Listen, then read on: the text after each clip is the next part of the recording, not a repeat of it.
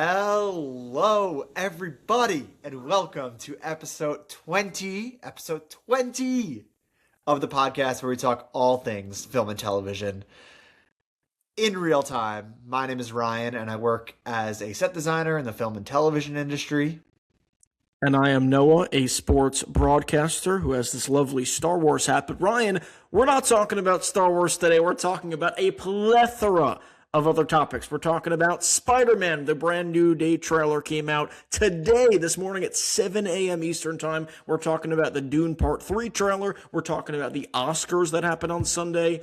A couple surprises. And we're talking about, you saw Project Hail Mary, so you're giving a non-spoiler, a spoiler-free review.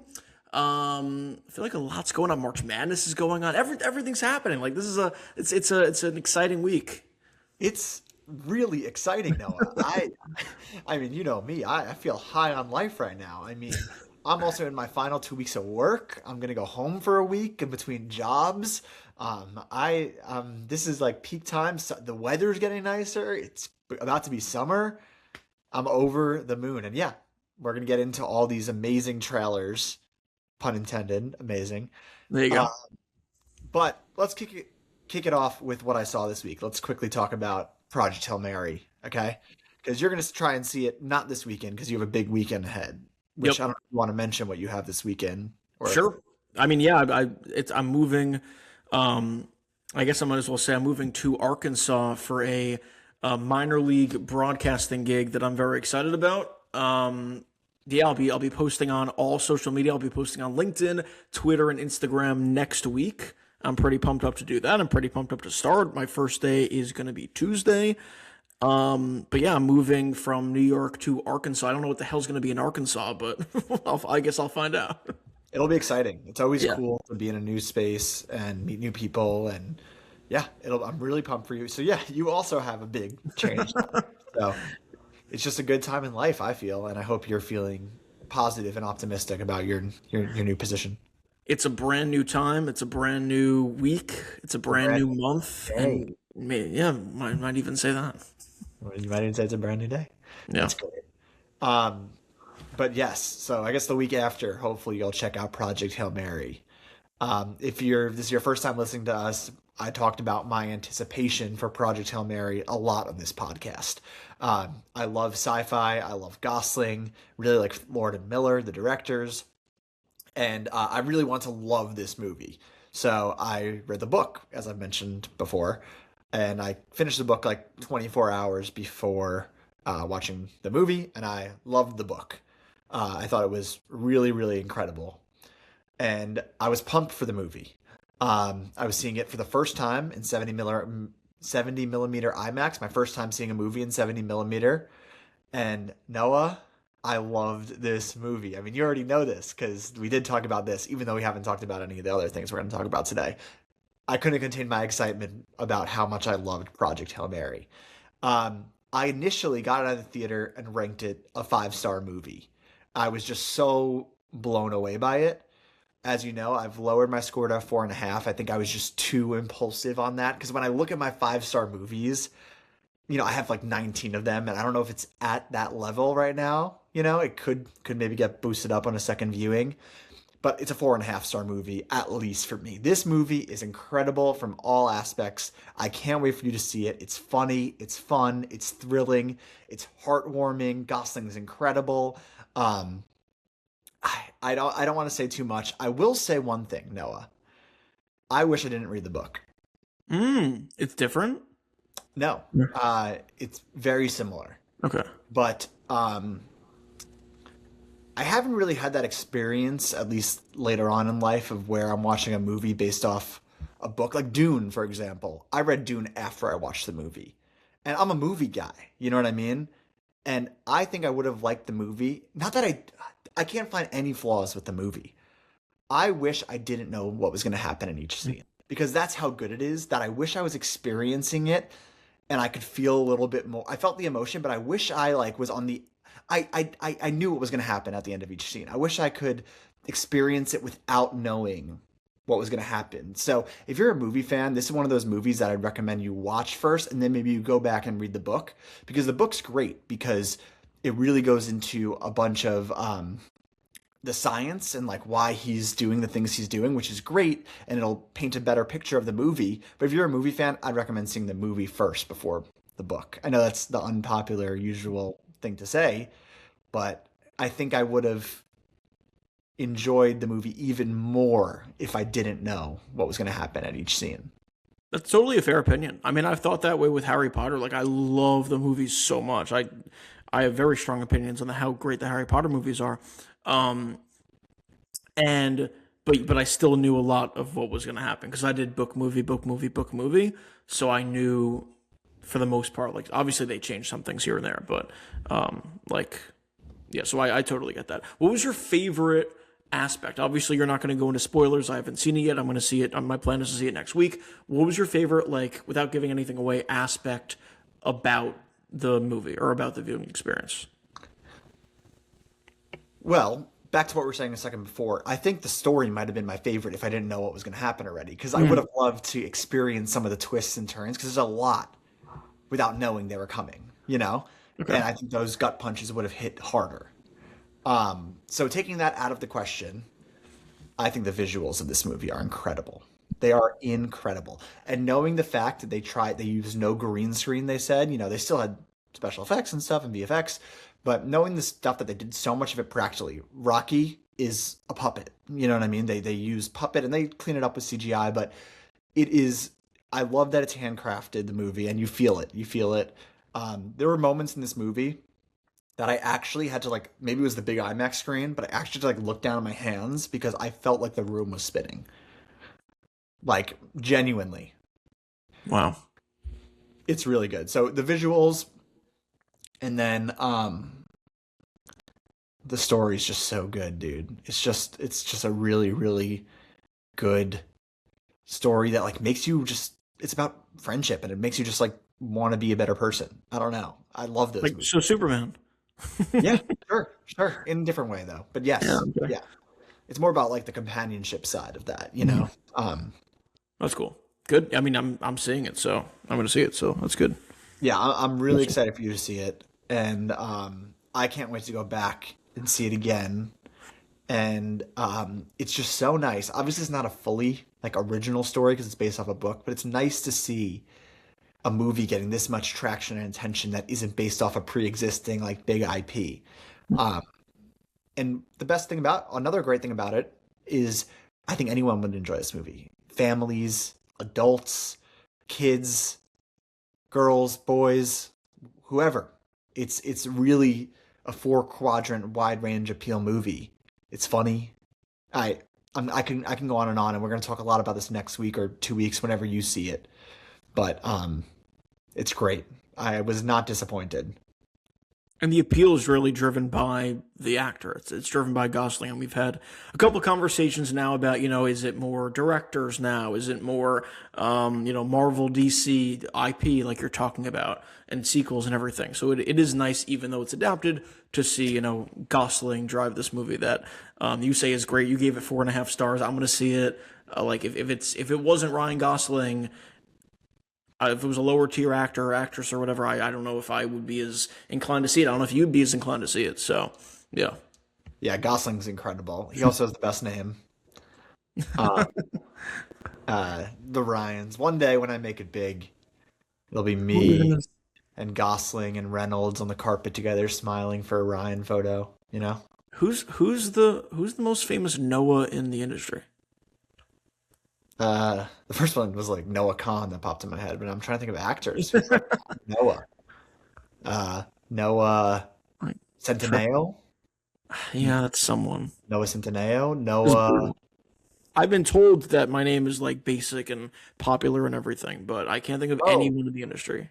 Uh, well, at least your last name, Epstein. You have some good famous people. yeah, but not in the film and TV industry. Yeah, and that's not a good name to be associated I with. mean, he would cast a younger audience, but besides that, Scary, scary. we might have Uh, to cut. all right. So, Project Hail Mary, looking forward to chatting about it. Let's talk about something else that happened. I went right from watching Project Hail Mary to coming home and watching the Oscars. The Oscars. And if you watched our last week episode, we made some predictions. Neither of us won our predictions because we invited some of our friends to do our bracket with us. And our buddy Garrett Hammer, he won. Am I supposed to say his full name? It's fine. Do you even know his middle name? No, I didn't. I gave first and last I'm name. kidding. You I'm know his kidding. middle name? You know Garrett's middle name? I used to. It's like I used to. I used to. I'll ask him. Garrett won our bracket, so we told him as a reward he gets to come on our podcast one day. So maybe for a game, maybe next week or the week after, we'll have Garrett on. So look forward to that. But out of the two of us, you got second place and I got third place.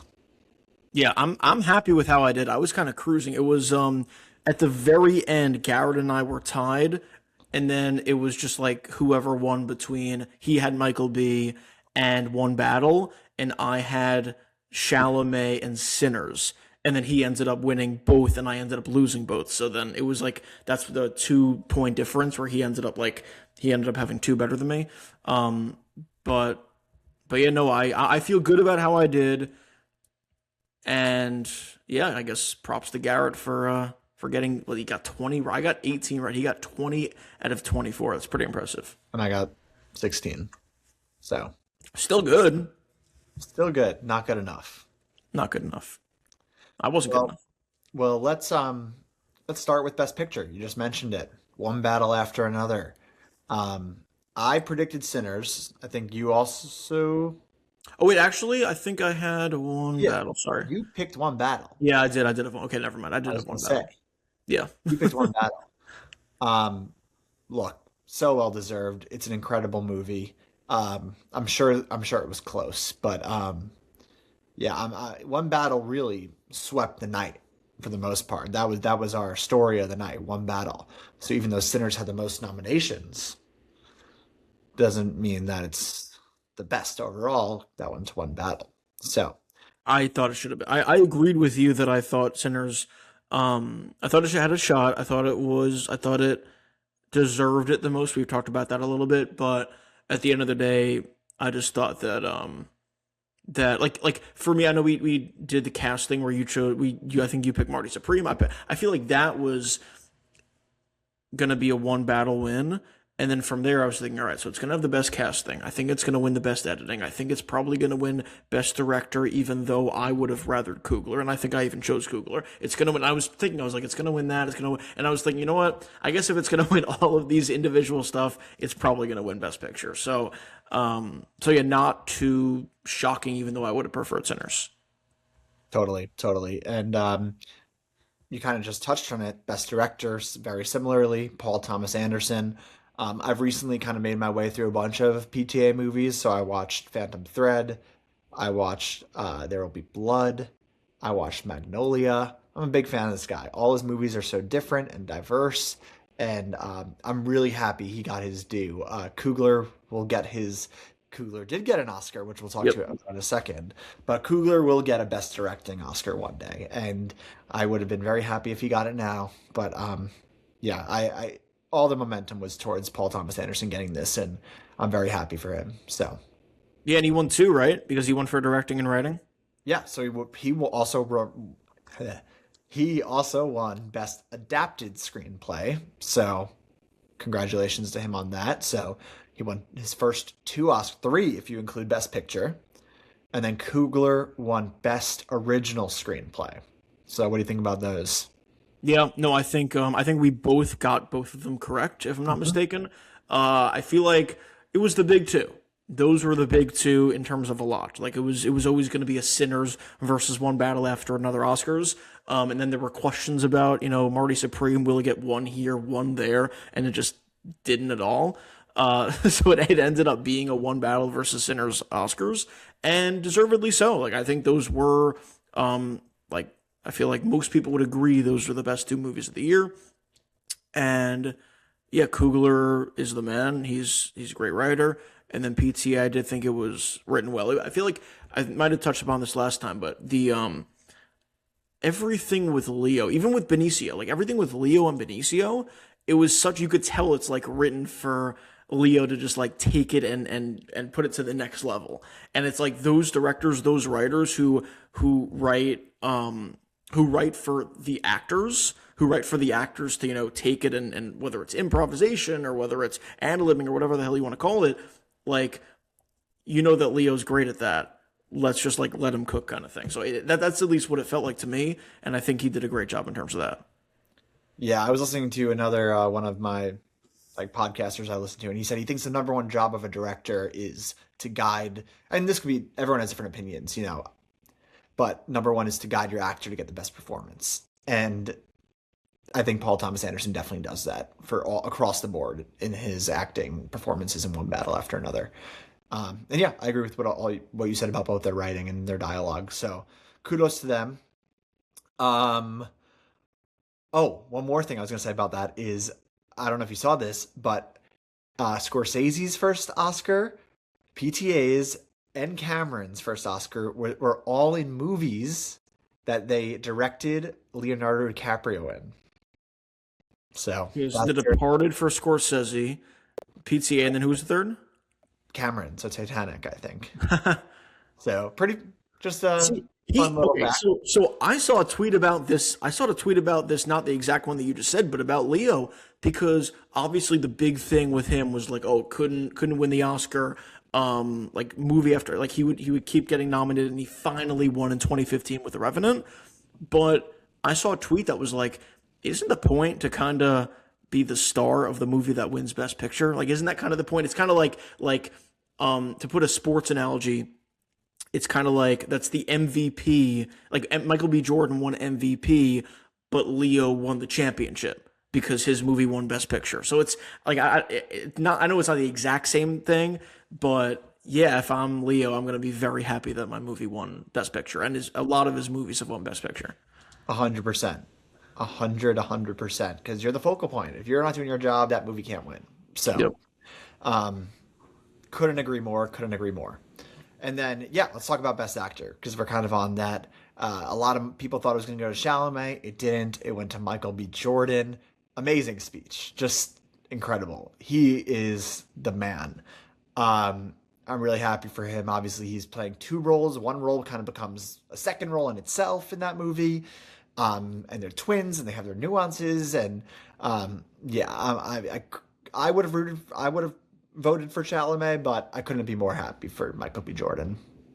Yeah, I agree. I really think that I was shocked. I guess I wasn't shocked because I saw like the projected numbers. Michael B. in the last week was rising, and Timothy was falling, and I was like, what the hell? So I wasn't like blown away, but only because of that. I do think Chalamet deserved it. I also think you could make the case that Leo gave slightly better performance. I also love Michael B. So I have no issue. I'm happy for Michael B. just like you. I'm happy he went to In-N-Out afterwards. That was awesome, seeing him at In-N-Out with the Oscar in his right hand and a burger in his left hand with all the fans surrounding him. That's such a cool scene. So yeah, Michael B. is he, like you said, he's the man. I agree with what you said about Leo. I think it's the better performance as well. But yes, he's the man. Can't be upset about that. So, and just seems like a good guy. Best actress. I do have a question for you, and I hate to ask this, but I really have to ask this. Yeah. I don't know. I should have looked this up. I don't know exactly when they voted for Best Actor. Do you think there's any? No, you think there's no chance. It was before they. Okay. Chalamet's controversy, which I think is stupid, honestly, that he's getting for it. Okay, it's silly if it actually led. It's stupid if it actually led to him not winning Best Actor because of it. Yes, 100%. Yeah. Yes, I agree with that. But it didn't. I think voting closed before all this opera controversy. All right, good. That's all good. I still think it's surprising that Chalamet was projected to win, I feel like, the whole time, and then the last week and a half is when the numbers went down, and that's exactly when the comments were made. So I feel like I was just trying to put two and two together. But all right. I'm glad with that answer. I looked into it. I don't think that played a factor. Good. Jessie Buckley, Best Actress, not much to say here. She's incredible. She's like elegant is the best way to describe her. You know what I mean? Like when she's up there and the Irish coming out, and yeah, she's great. Um, yeah, she's awesome. Anything to say about Buckley? No, I mean that was an easy pick for both of us. And then Amy Madigan. I mean, couldn't be more happy for someone who's been in the industry for a long time and then finally gets their due. Good for her, honestly. Like, that's exciting. And I'm sure when she accepted the role to be in Weapons, she was not expecting, oh, I'm going to win an Oscar for playing this evil witch. So it's just stories like that that like make me happy. Yeah, I'm very happy that she won. Yeah. Weapons good. And then who won Best Supporting Actor? Why am I blanking right now? It was Sean Penn. Yeah, So we both got that. yeah, very happy about that. He wasn't there. I don't know if you saw this video. We've Culkin been on the talking red, about. Oh wait, what were you saying?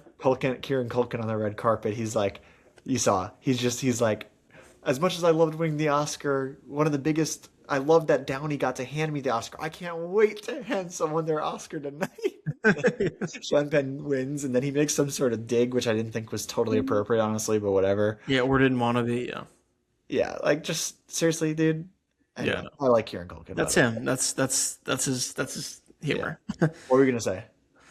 I don't remember. Sean Penn. Oh yeah, yeah. So I feel like that's the one that we've been talking about for the longest. I feel like back when I watched One Battle, it would have been like a month ago, or probably like a month and a half ago. Yeah. What? Yeah. More? Like 2 months ago, or whatever. Yeah. We were talking about him potentially winning Best Supporting Actor. Like that was. I feel like we were on that. We were also on Tim. Like we thought Timothy, but I feel like at the same time we were talking about Sean Penn. So that's an early prediction that we were both right about. Totally. So it seems like we're happy with all of our results here. It was a great year for movies, so not much that could have gone too wrong. Are there any more you want to touch on here? What do you want to There's talk one about? more. Oh, I have one more I want to talk about too, actually. What do you want to talk about? I want to talk about Ludwig. Oh, okay. I have one Like, different one I want to talk about, actually. But Black Panther, Oppenheimer, and Sinners? and you know what he has coming up? Do you know what's coming up? Yeah. The Odyssey. The Odyssey, yeah. The Odyssey. And not only I don't know if you saw it, not only is he probably going to be nominated for the Odyssey next year, John Williams is probably going to be nominated for Disclosure Day. Not only that, but Hans Zimmer is probably going to be nominated for Dune. Yeah, that's good. Wait, have we ever had a Williams versus Zimmer face-off? We probably have. I don't know, but those are 3 generations Yeah. of the best freaking composers. That's and the fact that beautiful. Kugler and Ludwig were roommates in college, like that's my dream as I like make movies all day to like work with my friends and like it's an art form. You know, you want to make it with your friends. Like that's incredible. What a You know, story. yeah, That- great that's, for a them. movie. That's a movie in itself. Mm-hmm. The two of them in their USC dorm, just talking about whatever, talking about their dreams. They just won Oscars the same night. How does that happen? That's crazy. Yeah, that's pretty sick. It's crazy. I want to talk about cinematography because Sinners Mm-hmm. won, which I thought was deserving. Autumn, first woman to ever win an Oscar for cinematography. Pretty incredible. Super happy for her. Just worth noting because that's a huge accomplishment. And I thought Sinners is a beautiful movie. And I know a lot of female cinematographers that are coming up in film schools and from my school. And yeah, it's exciting for them. So I love that moment too. Yep, it was a great moment. I agree. Also, last thing, good night for Frankenstein. Good night. for Pretty good night for Frankenstein. I feel like you'd be happy about that. Yeah. All of the design awards, production design, costume design, hair and makeup. Really exciting. Yeah, that's my world. And I'm really happy that Frankenstein got its due because definitely deserved it. That would have been my pick. Or was my pick. So cool. Well, anything else you want to say about the Oscars? No, Conan was good. I think his monologue was slightly better last year, but I still liked it. The F1 caps lock joke hit for me. Yeah, I love Conan. Some of the Downey Evans bit a little awkward there. But no. Here's the thing. Here's the thing. Whole bit a little awkward. No, but The writing has to be better, dude. Fair. I will say the crowd was like so not into it at all. There were a couple jokes Conan made during the monologue, and they were just like not laughing, and they were like, I don't know. But yes, fair enough. It was a yeah. There were times when it was a little awkward. I'll give you that. Like Evans and Downey are presenting screenwriting awards, and it was like the worst writing of the night that they could have had. Like it's just I don't know. Anyway, The writing was better last year. Yes. um, we're going on and on, but I also seen people starting to talk about what next year's best actor lineup could be. And we might be looking at Tom Cruise because he's in this movie Digger, which is supposed to be like it's by Inarritu, who like won, who like did like Birdman and whatever. Back to back. So He went back to back years. we might have Tom Cruise for Digger, Matt Damon for The Odyssey, Chalamet for Dune Part 3. We might have what? Was he nominated for the first two? No, So he won't but be. I think he will be because the Oscars generally likes to reward the trilogies, like Return of the King, the third Lord of the Rings movie, won every Oscar in the third movie, even though it didn't win any before. So like sometimes the third movie is like a culmination of all them. So if they end this movie, which we're going to talk about in a second, on a bang, I think there's a good chance it's up for all the awards this season. Um, who else? There was two other really big actors that I was seeing on this. O'Connor? No, right? Oh, maybe for Disclosure Day, Probably probably. not. Regardless, big year movies, so it'll. Oh, Gosling maybe for Hail Mary was one of them. So we might have some A list actors competing against each other because usually there's some that are just like pop out of nowhere. We might just have A list competing against each other next year, which That'd could be be like Shades of 2014. yeah. So pretty crazy. All right. Wait. Last thing, I gotta say this on Chalamet. I saw a great tweet. It said Timothy Chalamet doing all of this and losing is literally the plot of Marty Supreme, and like it's emblematic of Marty Supreme. It's such a great Yes, tweet. it is. It is. But I will say, right? He lost, right? But just a few hours later, he gained all his aura back. You want to know why? Because the Dune 3 trailer dropped. You like that transition, Noah? That was good. I was like, was he at In and Out also? I was. Now, the Dune 3 trailer. And I think I'm a bigger fan of the Dune franchise than you are. But this movie looks epic. I love this trailer. It's one of the best trailers I've ever seen. And we'll talk about another best trailer I've ever seen in a second. But I think the scale of it, I mean, Pattinson looked incredible in it. Anya Taylor-Joy. Chalamet looks, it's like his villain arc from what I'm hearing. So it's like, he looks incredible. The visuals, everything about it, the music, you hear the chant. Oh my God.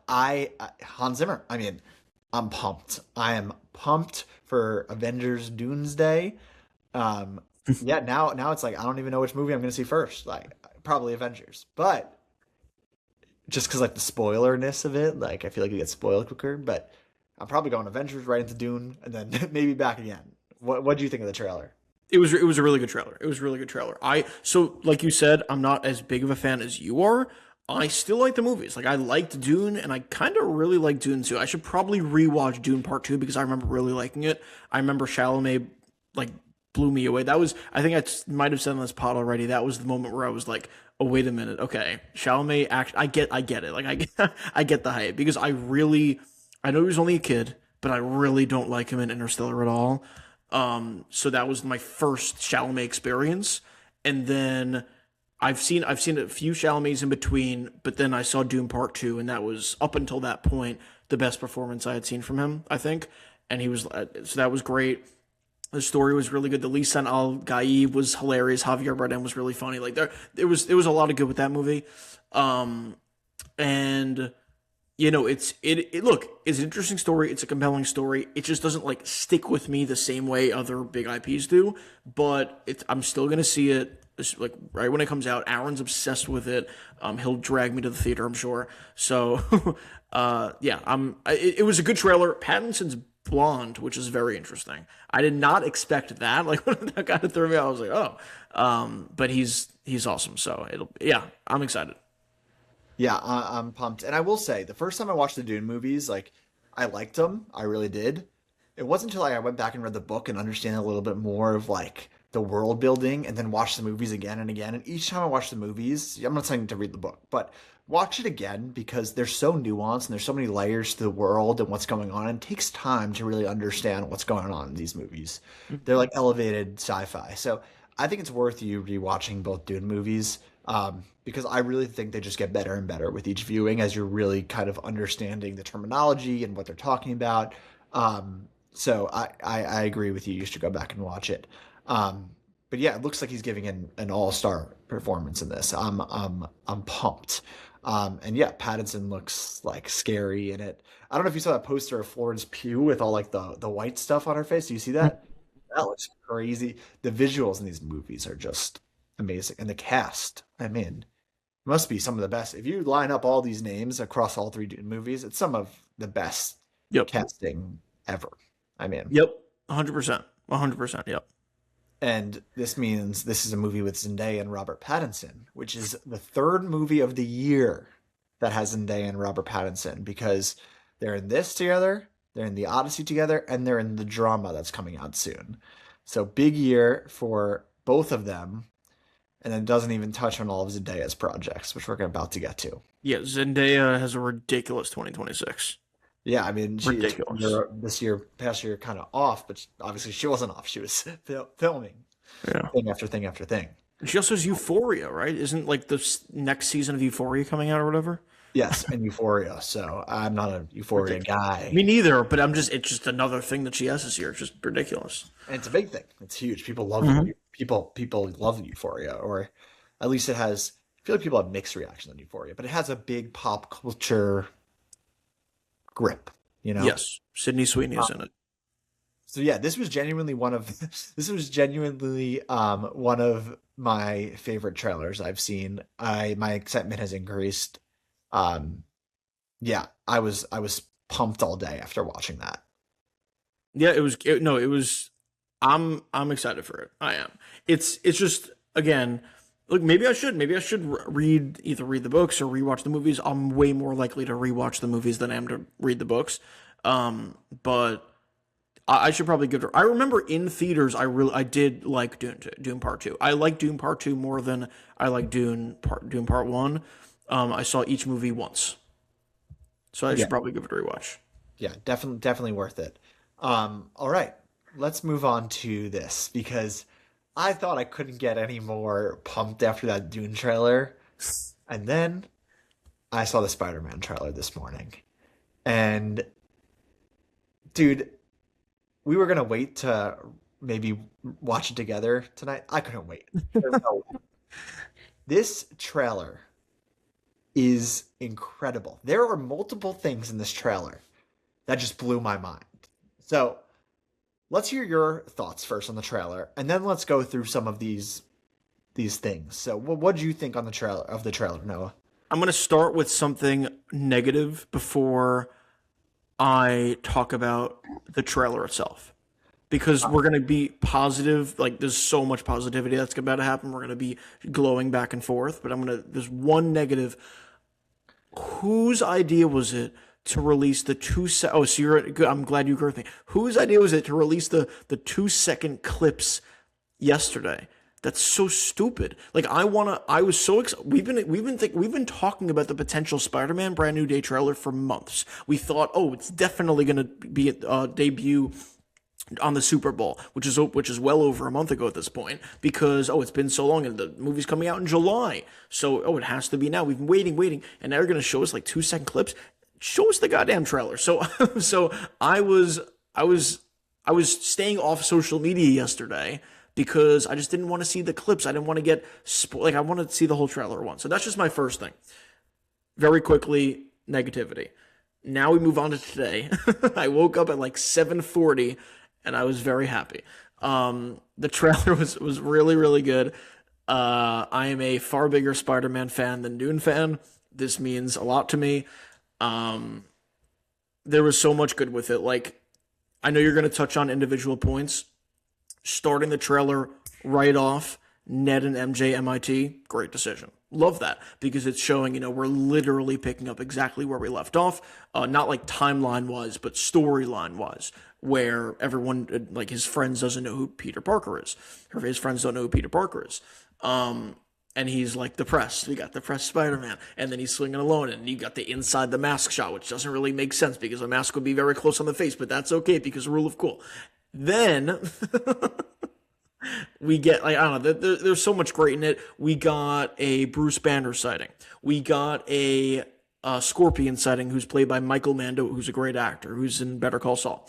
Obviously we got John Bernthal as the Punisher. I feel like we got like the Hand is going to be part of it. There's going to be sorcery involved or something, or yeah, there's like a demon or something. Like there's so much that we got, and I agree that we should. It's good if, like, good idea by you that we should break it up into a few different parts because there's a lot.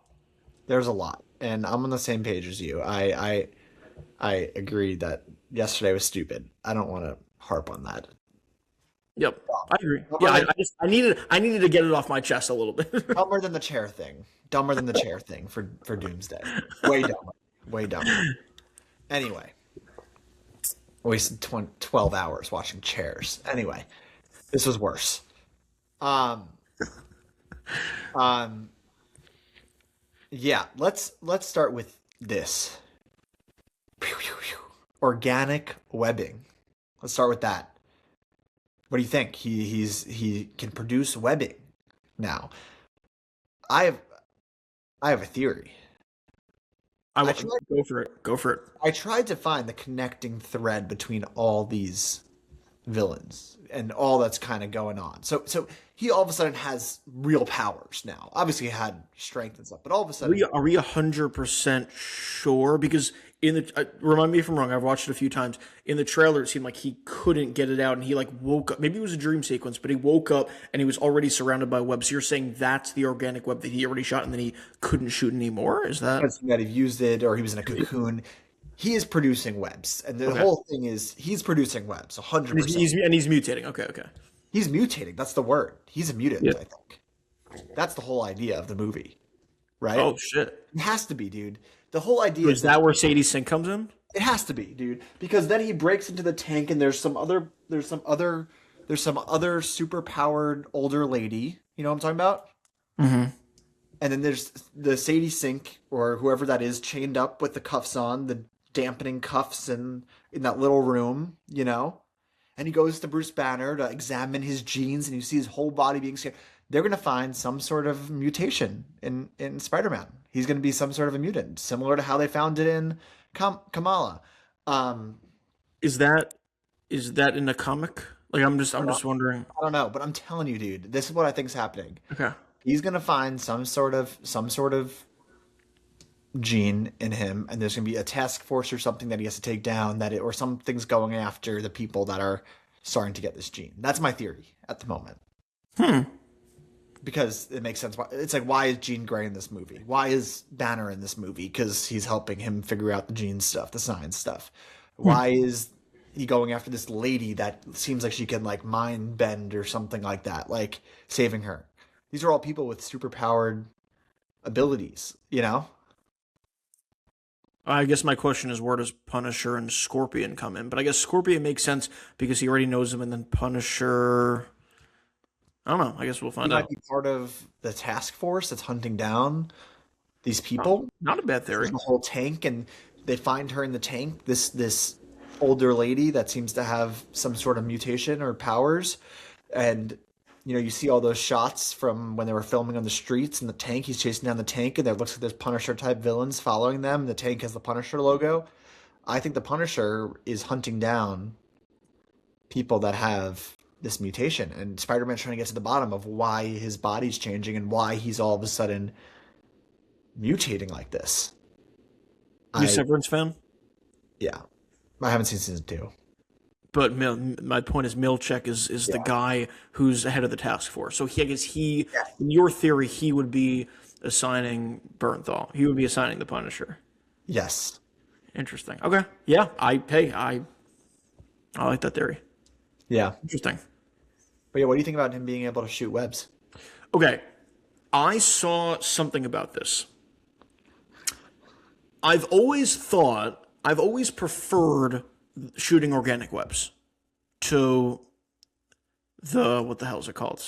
The web shoot, yeah, to the web shooters, like the whatever you call. Yeah. So in the Toby movies, obviously he was able to shoot organic webs, and I grew up watching the Toby movies, and I liked that. And then the Andrew Garfield movies, he had to design it himself, and I thought that was just like an interesting choice.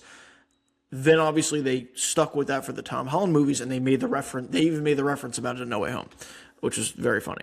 That is how it is in the comics, by the way. He What's designed his own web shooters in the comics. I'm sure there's iterations where both happens, right? I think it's mainly he designs his own, but I'm sure there are. Really? Okay, interesting. Yeah. At Interesting. least Okay. at first. Yeah. So here I saw something about this, and actually such an amazing point. Like amazing point. It works best, and I know it's all fiction and it's superheroes and you can't think too hard about it. But if you want to play that route, it works so much best if it is organic shooters, because if he has to make his own webs and he's in the MCU, why is he still trying to do the spider gimmick? Why not just get an Iron Man suit or take super soldier serum or like anything that the MCU and his fellow Avengers have that could actually enhance his skills and not just like rely on the Spider-Man gimmick? Like they're never going to do that because it's Spider-Man, but they're not going to do that because of like the writing, and you don't want to think about it like that. So I think organic from that perspective alone, organic webs would definitely make the most sense. And I've always preferred organic webs in the first place. So I'm definitely all for that. Yeah, I agree. It's a great point. It puts him a little bit more on par with the other heroes and villains in the MCU. So that totally makes sense to me, especially as we're going into Secret Wars, So I agree. Okay, cool. So we're good on that. What do we think about all these villains we're seeing? We're seeing who do we see? Tombstone's voice, I think. See Chameleon. Who's the boomerang guy? Whose voice? Oh, there's this like voice. This I think that's what I read online. There's like this voice talking over. It's like a darker, deeper voice. Yeah, wait. So I was going to ask you about that. The voice that says "rebirth" at the end, like that Yeah, voice. was that only in the 2-second clips though, or was that in the whole thing? No, that was in the trailer. Yeah. Like there was a guy, and I was going to ask you about that because I was wondering at first. I was like, what's? Yeah, no, I know it didn't sound exactly like him, but I forgot Jim Gordon. I forgot his actor's name, but yeah, I thought that might have been the Watcher, and I wasn't 100% sure. Who do you say it was? I think his name's Tombstone, is my understanding. Tombstone. I can picture what he looks like in the comics. Okay, I guess we'll find out. But yeah, a lot of the villains look pretty cool. What'd you think? Scorpion. Again, I'm very excited for Michael Mando's Scorpion. Yeah, I still don't know. And look, we got a lot. Tarantula, that's the other one. Tarantula. Okay. Yeah, I don't know the plot in terms of the villains, but I also don't need to. Like we got enough in that trailer where I'm not actively thinking like, oh, but I still want more information. I don't need more information right now. I just think we're gonna see. I don't have too many predictions in terms of how the villains factor in. I just know that Scorpion, we talked about this, but Scorpion asked Vulture at the end of Homecoming, like, who is Spider-Man? So he clearly was still after Spider-Man. Peter gave him the little like scar on his face, so maybe he's just salty about that. So we'll see about that. And yeah, I mean, I don't have any strong predictions really about that. Yeah, I agree. I think it's cool. They look good. I like that we're getting a Spider-Man's like rogues gallery. He's one of the only like Marvel heroes that like really has like this rogues gallery, kind of like Batman. So at this point, we've seen Vulture, and we've seen even Goblin, and we've seen Dr. Octopus, and we've seen Mysterio and Electro, and I just love that he has all of these enemies. Spider-Man, like that's who Spider-Man is. So I'm pumped. And then we get, of course, we touched on this a bit, but Punisher and Hulk. And even with all these characters, even more than ever, it still feels like it is Peter Parker's story, and he's living in this fully fleshed out New York with all these different characters, heroes, villains, but he's the heart of it. I'm not nervous about his attention being taken up in other ways. This is his story. Yep. I mean, if they could, here's my take. If they could bring in Toby and Andrew and still make Tom Holland's Spider-Man the center and the focus and the main character by a mile, and the movie being about him, I'm not going to be worried at all about them bringing in a couple villains, and like it's going to be centered around him. I agree. I totally agree. What else? Ned and MJ. There's a line. There's a line in this trailer. It says, let me see if I get it right. It says, sometimes Spider-Man has to make the hard choice, even if it breaks Peter Parker's heart. That is like the best line I've heard in maybe a Marvel movie ever. That's incredible. Because that's who Spider-Man is. Yep. He puts everyone in front of himself. And he broke his own heart. He made this decision that he had everything, in a way. He had the girl, the best friend. Like, he was going to go to college, right? Did he get into MIT? Yep. Well, he didn't get in. He got rejected, and then he asked again, and I guess it never ended up solving that. But MJ regardless, and Ned, yeah, regardless, it's like, it really stuck with me, that line. He is such a selfless guy. And that's who Spider-Man is. So, question about that. First of all, we've talked about that goes back to, that's exactly what he did at the last scene of No Way Home, or the second to last scene. He walks into the coffee shop. He makes the decision to break Peter Parker's heart and not tell MJ. I'm sure he probably tells him in this movie, but that brings up my question. When he's monologuing in the trailer, and he says, like, he's explaining this is what he had to do. You knew me as Peter Parker. Sometimes it break Peter Parker's heart. All that he's monologuing. Who do you think he's talking to? Is he 100% talking to MJ and Ned, or is it possible he's talking to someone else? Or he was writing a letter, I think. I think I saw a letter. Or maybe Aunt May's grave. I feel like that would make sense. Why? If he's talking to Aunt May's grave, like telling her that he... But no, he's saying you used to know. And he's writing a letter, because you see like a handwritten letter at some point, I'm pretty sure. And like he's writing it to MJ to maybe tell you think to MJ, okay. Yeah. But like maybe some of those lines are him talking to MJ, talking to Aunt May at the grave. It's possible. Yeah, with great power comes great responsibility. You learn that, So yeah, that was great. Another great grave scene in a Sadie Sink project. Yeah, another Sadie Sink grave scene. So yeah, that makes me think she's playing Jean Grey, by the way. Mm-hmm. Like, that would make sense. They're starting to slowly introduce the X-Men. I can't believe... Okay. Which, maybe that's why the X-Men are playing a big role in Doomsday, the old X-Men, so they could have the new X-Men be introduced in Secret Wars. Like with Sadie Sink, because it's already confirmed Sadie Sink's in Secret Wars. True. I know we're talking about Spider-Man. I want to say one thing about Doomsday. Yeah. I think there are two ways people can think about Doomsday. And I think everyone's thinking of the first way, but I think maybe it's worth thinking about it the second way. The first way to think about it is this is the first Avengers movie we've had since 2019, and we have the MCU has less motion now than it did in 2019.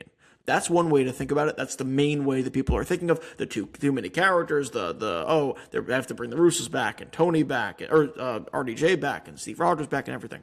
Sure, but the second way to think of it is we're finally getting an Avengers and X-Men crossover movie, and I think like if you think about it that way, with the characters we already really like, some characters who haven't interacted with others, but like it's a big movie with a lot of characters. We're getting the X-Men who we already like. We're getting Steve Rogers who we already like. We're getting Doom doesn't really count, but we're getting select characters here and there who like we already really care about, and we're getting an Avengers X-Men crossover for the first time ever in live action.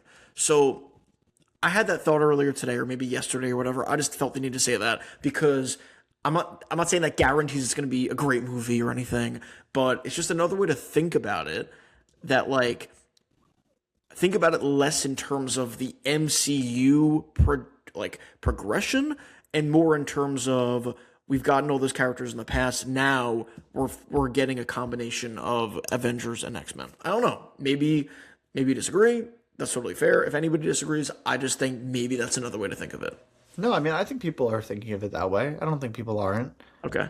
I think there's like multiple ways people are thinking. Like, I'm pumped about that. I've thought about that tons of times. Like, oh my gosh, we're finally going to see X-Men and Avengers. That's what people are saying after the Chairs watch. You know what I mean? Fair. Okay, never mind. No, I'm not. Sorry, I'm not trying to discredit what No. you're saying. That's good, I guess. I understand, but I've definitely thought that. But yeah, at the same, like, I don't think Doomsday is the movie to get the MCU back on track. They need all these littler projects to get it back on track. You know, they could have two banger movies, Doomsday and Secret Wars, but if they continue not firing on all cylinders after that, then like, okay, you made money off these big Avenger crossover fanfare movies, but like you got to have the franchise continue. Mm-hmm. And that's why I think a movie like Spider-Man is so important. Like, you know, we've been on a roll. Thunderbolts, Fantastic Four, all these great movies we've gotten lately, you know? I don't know if that makes sense, but I understand. Yep. I understand what you're saying. And that's an optimistic way to look at it, you know? But it's probably realistically a combination of both. Yep. I guess. So. Yep. All right, dude. Spider-Man. I'm getting tired. It's late, long work days. Or anything else you really want to say about Spider-Man? Because we're going to talk so much about this, but and there's you said we're going to talk so much about this? I mean, just in general. Yeah. In general. Anything else? Oh, Tom Holland shirtless is good to look at. Obviously. I thought he was naked there for a second. He was wearing boxers. He's always in the boxers in every single movie. $3 billion if he was naked. $3 billion if he. Tom Holland nude scene, $3 billion. Yeah. I feel like there's a lot. It was really good, man. It was really good. Yeah, I'm excited. The colors look good. It looked very cinematic. Daniel Dustin Cretton directing it, taking the helm from John Watts. Some of those older Spider-Man movies can look a little bit ugly. There's some scenes that they sometimes show that look very. I didn't think this looked that way. The swinging looked incredible. The camera movements, like when he fell down, when it followed him. It looked artsier, and I'm a big fan of that. It looked gritty. There's some theories that. I'm just throwing out a few random things. There's some theories that parts of it might take place during the end of Thunderbolts with like the dark skies and stuff, like when the Void's taking over. So that's possible when he like saves that guy swinging like the comic book page. So that's cool. And yeah, it just the production value seems up a little bit in terms of just like quality. So that's exciting as well. And the joke at the end was really good. Remind me the joke. Friendly neighbor. Oh, yeah. That was fun. And then he spits out his... that was good. Yeah, that was very funny. So, yeah, and another big year for Zendaya. And it's two Tom Holland Zendaya John Bernthal movies, because they're within the same month, because this movie releases and The Odyssey like 3 weeks before. So they're just going to be... What a month for them. The press run for them. It's also interesting. I know we slightly touched upon Bruce Banner being in it, but yeah, it seems like Banner is going to be not so much like the Doctor Strange or Tony Stark mentor, but more so like the Dr. Connors character, right? Like it's kind of like he's playing Connors, because in both iterations, in the Tobey movies and the Andrew movies, they go to Dr. Connors for help. I think it was Spider-Man 3 for Tobey when he goes to help up at the symbiote, and then it was the lizard thing in TASM. Yeah. For Andrew, because the lizard wanted to turn everyone into lizards, because that was the plot of TASM. So I think that's a cool aspect of that, because it's the MCU, and it makes more sense that way. They're finally going to meet, and he's going to be not really a mentor like the other two were to Spider-Man, to Peter, but the guy to help him out, and they could say all their scientific facts at each other and nerd out and everything. So that'll be cool. Totally, totally, totally agree. Um, cool. All right, we're gonna talk a lot more about this. But yeah, all exciting stuff, dude. I'm reeling. That's why, like I told you, we both had long days today. You're getting ready to move. I had a long day at work, whatever. And we were like, should we record tonight? And then the second I was like, maybe not tonight because like it was by the time we were gonna record, it was like already 8:15, whatever. And then I just started like thinking about like all the stuff I want to talk about and like Hail Mary and the Oscars and Spidey and Dune. And I was like, here's the link. Let's just talk. Like, I'm ready. I started thinking Yep. about what and this was fun. So I'm going to sneeze. I know my sneeze sounds like coughs. Bless you. Don't they Does it sound like a cough? That's what does everyone it always do that? Yeah, every time. My sneezes sound like the most obnoxious, annoying sneezes you've ever heard in your entire life. Well, I'm glad I'm glad it was me. I'm trying to listen to this recording and hear how my sneezes sound because everyone always tells me it sounds like cough, but to my ears it sounds like sneeze. Really? Anyway, Is all it your right. first time recording your own sneeze? I guess I feel like I've never been like about to sneeze and be like, let me record this. Well, if you really want to hear that badly and know that what everyone else is talking about, Well, this is the first time I'll be able to hear it, so I'm very you excited. can hear it in real time. I could hear it Wait. You have to tell everyone where to listen to us. Oh, they know. They know. If they made it this far, they know where to listen to us. You can find us on Instagram, YouTube, Spotify, Apple Podcasts, TikTok, all the things. This has been Ryan and Noah talking all things film and television in In real real time. time.